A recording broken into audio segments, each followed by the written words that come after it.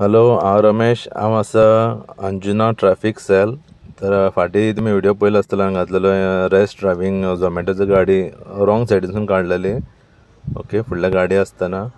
तर हांवें video been धाडलेलो आनी ऑफिसराक हांगासर.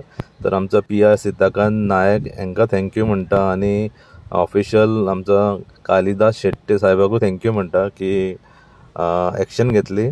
तर लोकांक सांगूंक सोदता की ती नॉर्मल आहा ती फायन घातली, कित्याक तेज्या रुली भायर तांकां कांय करूंक मेळना.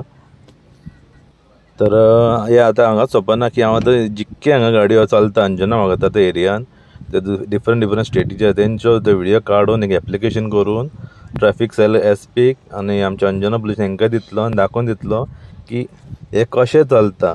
हांकां परमीट ना, कांय ना आनी हेंची ID आसा काय ना, हेचे सगळे. आनी सद्या आमच्या PIन अंजुना हेंची मिटींग आपयल्ली आसा.